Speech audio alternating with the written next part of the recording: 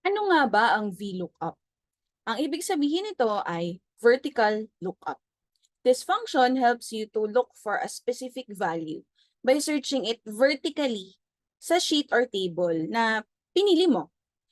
Kailangan tandaan na sa VLOOKUP, ang unang column ang magiging reference column.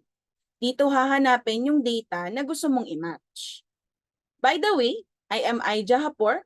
I'm a certified public accountant and welcome to I Just Teach Tagalog Excel Series. Simulan natin by knowing ano ba ang syntax ng VLOOKUP.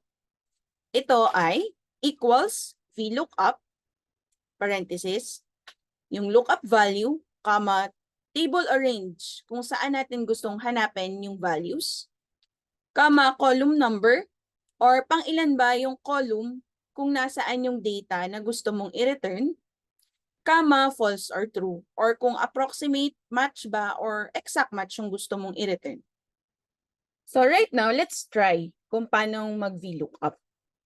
Type equals. So dapat ang mga formula natin laging may equal sign. Type natin VLOOKUP, open parentheses. So dito, meron na rin naman tayong guide para sa syntax niya. Kung ano yung naka-color blue, ibig sabihin, yun muna yung kailangan nating i-complete. Lookup value, ano ba yung hahanapin natin doon sa kabilang table? Ano yung basis mo? Ang basis natin dito is the ID. Okay, so that is cell A3. Kama, saan natin siya hahanapin? Anong table or range? Pag nag-select na tayo ng table, ang una mong column na isi-select, dapat yun yung reference mo. Ibig sabihin, dun mo hahanapin yung lookup value.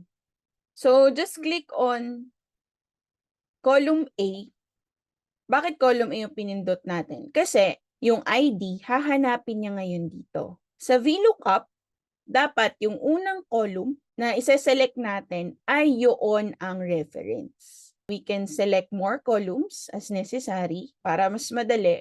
Ang isa-select natin hanggang dun lang sa kung ano na yung column na gusto mo namang i-return o saan manggagaling yung data na gusto mong i-return, which is the name, yun yung gusto nating ma-fill in, and then comma, column index number. Ngayon, pang ilang column mula sa reference mo. Pang ilang column yung ibabalik. So, bilangin natin, column A is 1, column B is 2. So, type lang natin 2, comma. So, dito meron tayong true or false. Dito, gusto lang natin malaman kung paano ba niya hahanapin yung reference mo. Gusto ba natin approximate match or exact match? Pag exact match, ibig sabihin, dapat parehong-pareho sila ng laman nung reference mo and yung hahanapin niya dito sa first column of your selected table or range. Ibig sabihin, walang spaces, walang other na mga characters, okay? Pag naman approximate match is the closest doon sa list. Okay? So for the purpose of this sample, let's use exact match. So ang exact match, pwede nating i-type ay false. Pwede rin nating i-type ay 0. Close parentheses. And to commit the changes, enter. There. So to validate, tama ba ang na-return? 3975609. Si Celia de la Cruz ba? Celia de la Cruz. Tama. Ngayon, hindi na natin kailangan pang ulitin yung mga formula dito. We can just simply copy and paste. Control C. And then i-highlight natin. Control V. Or we can also do faster way. Click natin. Then you see this sa corner, lower right corner. Just click there. If it would show na naka-crosshair na black, double-click nyo lang yan, automatic mag-fill up hanggang dulo. Now, anong gagawin natin kapag meron tayong nakita na hashtag n/a?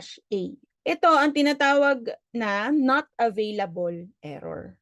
Ibig sabihin, itong reference na to, ay hinanap niya dito sa list mo at hindi niya nakita. Walang kamatch.